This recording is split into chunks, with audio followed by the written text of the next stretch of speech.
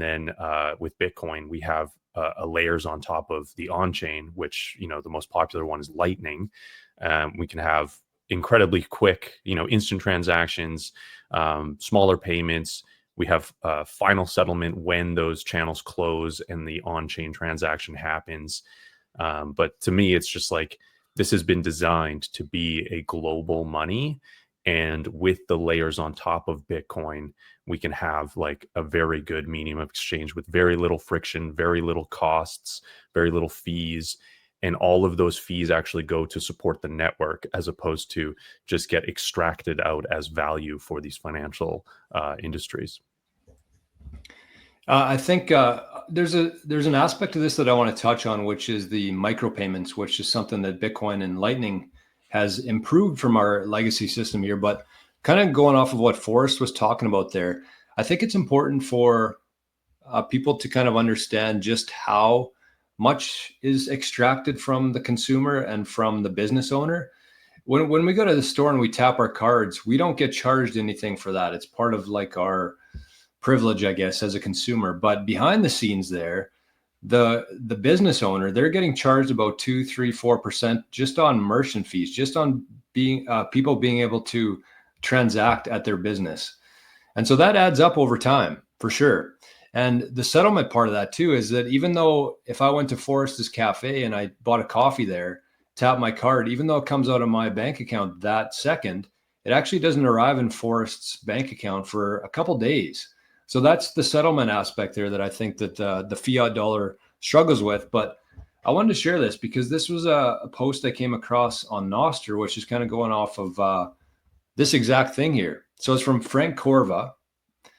And it says Stripe, which is a payment processing company, generated 1.4 trillion in revenue in 2024, which means they took 42 billion in transaction fees.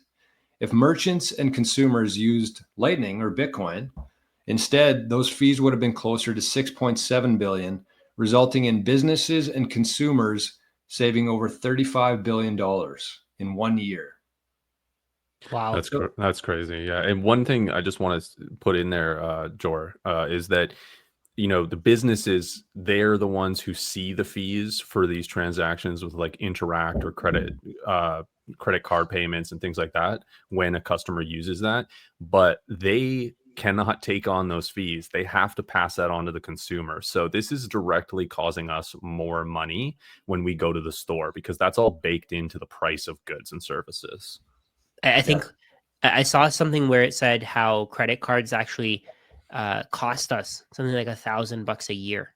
Yeah. And we don't even notice. Right? If you're making $50,000 a year, that's 2% of your annual salary paid towards your credit card company. And it's like I said, it's an expense that you don't even realize it's there.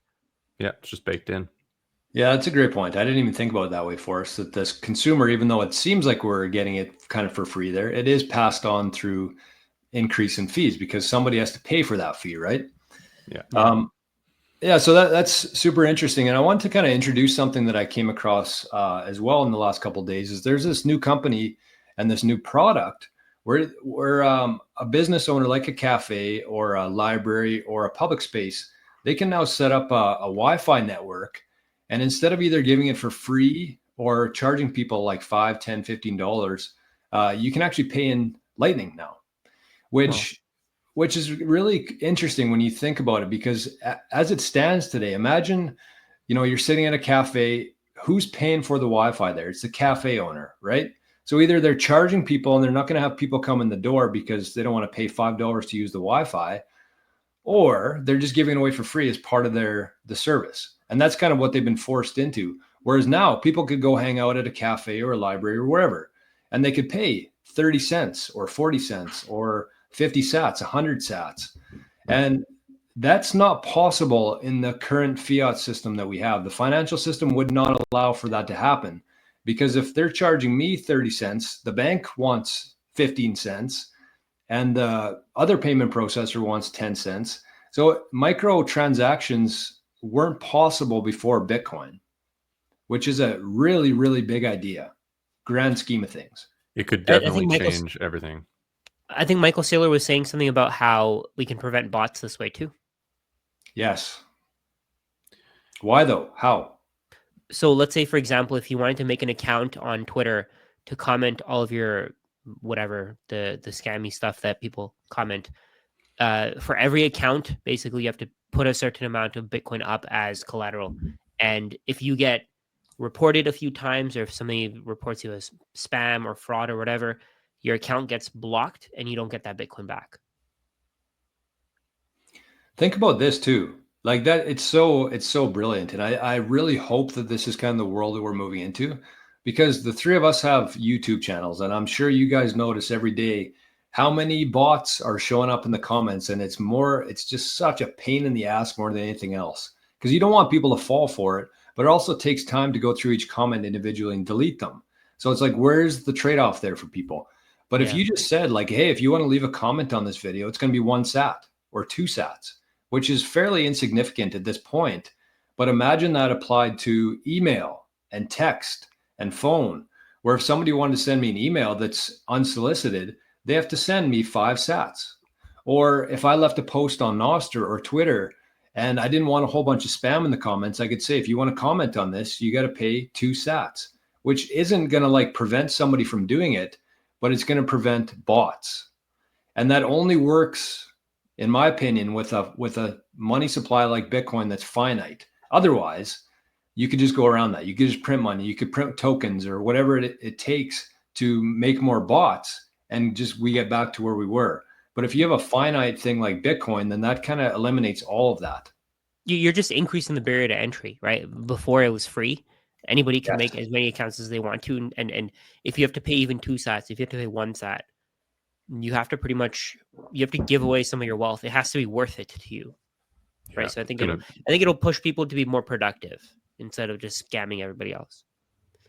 Yeah, there's a cost of spam, basically. Yeah. Exactly.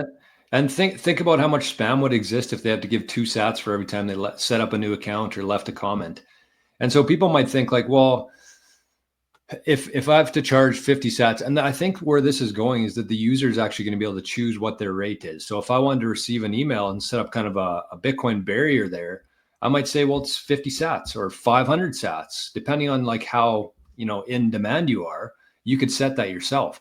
And you might say, well, Jor, I don't want my mom to pay 500 sats for every time she calls me.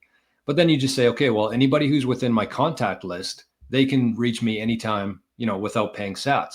But if you're not in my contact list, then you got to pay 50 sats or 5,000 sats, whatever that is. Super cool idea. Yeah. Cool. Yeah. Or just return it if it's like, let's say, for example, if it's an email from someone like you guys, and I don't know you want to send me an email, I can just return the sats. Exactly.